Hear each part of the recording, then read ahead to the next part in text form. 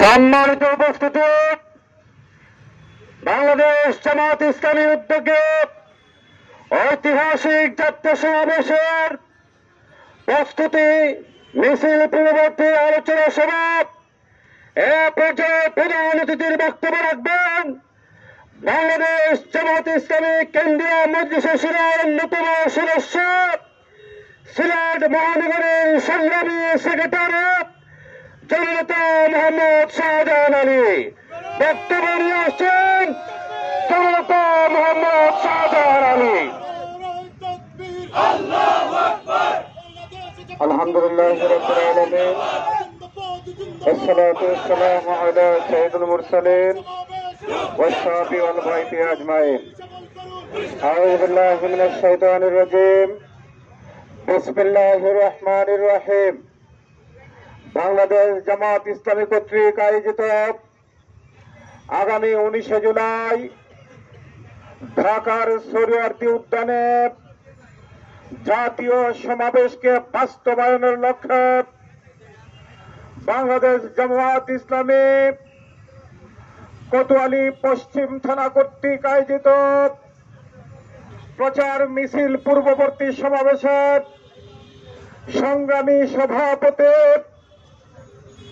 জামাত ইসলামী সিলেট মহানগরীর মজলিস শুরার অন্যতম সদস্য, কোতোয়ালি পশ্চিম থানার সংগ্রামী আমির জননেতা জনাব মোহাম্মদ আজিজুল ইসলাম বিশেষ অতিথি হিসাবে উপস্থিত রয়েছেন এই দেশের গণমানুষের সংগঠন জামাত মনোনীত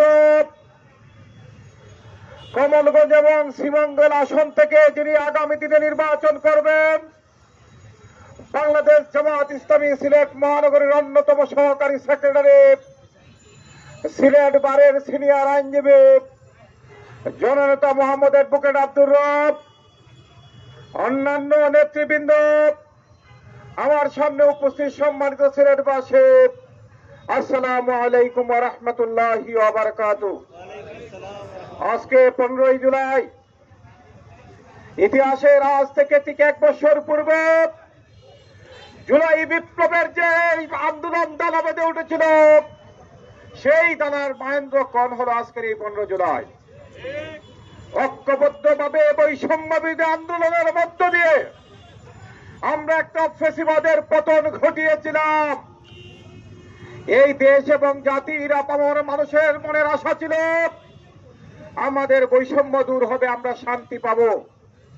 দুর্ভাগ্যের বিষয়, এখন পর্যন্ত বাংলাদেশের কোন সেক্টরে, কোন এলাকায়, কোন থানায় এখন পর্যন্ত ওই অর্থে কোন শান্তি বিরাজ করছে না। আমরা বিশ্বের সাথে লক্ষ্য করছি, বাংলাদেশে এমন কোন থানা আপনারা দেখাতে পারবেন না যে এলাকায় চাঁদাবাজ নাই, এমন কোন শহর দেখাতে পারবেন না যে এলাকায় ছিনতাইকারী নাই। আমরা জুলাই বিপ্লব যারা ঐক্যবদ্ধভাবে করেছিলাম, ঐক্যবদ্ধভাবে তাদেরই সিদ্ধান্ত নিতে হবে। চাঁদাবাজ যারা এরা চাঁদাবাজ, সন্ত্রাসী যারা এরা সন্ত্রাসী, যারা ছিনতাইকারী এরা ছিনতাইকারী, তাদের কোন দল থাকতে পারে না। সুতরাং আমরা যারা বৃহত্তর জনগোষ্ঠী এই জুলাই বিপ্লব সংগঠন করেছিলাম, আমাদের ঐক্যবদ্ধভাবে শপথ নিতে হবে কোন চাঁদাবাজকে আমরা আমাদের দলে স্থান দিব না ইনশাআল্লাহ। জামাত ইসলামী বদ্ধপরিকর, কোন ধরনের দুষ্কৃতিকারী জামাত ইসলামী দেশে কোন স্থান পাবে না ইনশাআল্লাহ। সংগ্রামী ভাইরা আমার, আমরা আজকে প্রায় 1 বছর হওয়ার পথে, এখন পর্যন্ত যারা শহীদ হয়েছেন, যারা গণহত্যার শিকার হয়েছেন, এই সমস্ত কুলাঙ্গারদের এখন পর্যন্ত দৃষ্টান্তমূলক কোন বিচার হয় নাই। আমরা দেখেছি সরকারের স্বরাষ্ট্রমন্ত্রী আইজিপি থেকে ধরে কিভাবে মানুষকে হত্যা করে দাঁড়িয়ে দাঁড়িয়ে পর্যালোচনা করেছিল। এখন পর্যন্ত তাদের কমপক্ষে 2-4-5 জনের কোন দৃষ্টান্তমূলক শাস্তি হয় নাই। সুতরাং আমরা যদি জাতি হিসাবে বাংলাদেশের ঐক্যবদ্ধ না হই, তাহলে এদের বিচার আমরা কোনোভাবেই বাস্তবায়ন করতে পারবো না। এর জন্য দল মত নির্বিশেষে জামাত ইসলামীর পক্ষ থেকে আগামী 19 জুলাইয়ের যে সমাবেশ, এটা গণহত্যার সেই সুষ্ঠু বিচারের সমাবেশ। নাম্বার 2, আমাদের অনেক প্রত্যাশা ছিল, আমাদের অনেক স্বপ্ন ছিল এই দেশ বৈষম্য বিরোধী আন্দোলনের মধ্য দিয়ে মানুষের মানবিক অধিকার প্রতিষ্ঠিত হবে, কিন্তু এখন পর্যন্ত মানুষ তার অধিকার পায় নাই।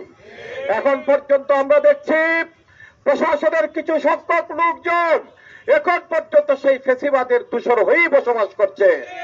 এরা বর্ণচূড়া বিভিন্ন জায়গায় যখন মানুষ ক্ষতির সম্মুখীন হয়, ক্ষতিগ্রস্ত হয়, হামলার শিকার হয়, তখন কিছু সংখ্যক প্রশাসনের লোকজন সাত দিয়ে মাস ডাকার ব্যবস্থা করে।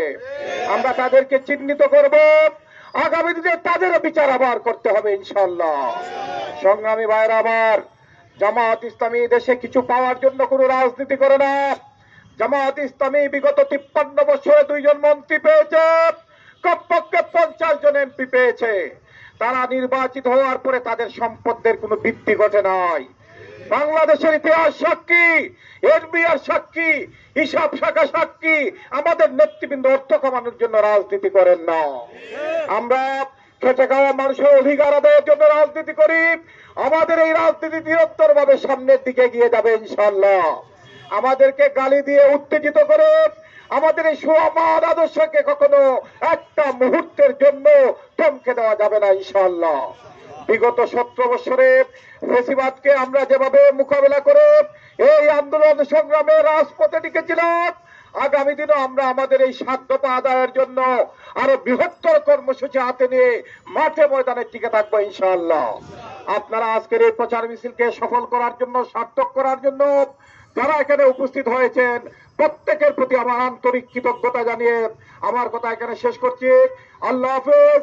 বাংলাদেশ জিন্দাবাদ, বাংলাদেশ জামাত ইসলামী জিন্দাবাদ। আসসালামু আলাইকুম ওয়া রাহমাতুল্লাহি ওয়া বারাকাতুহু।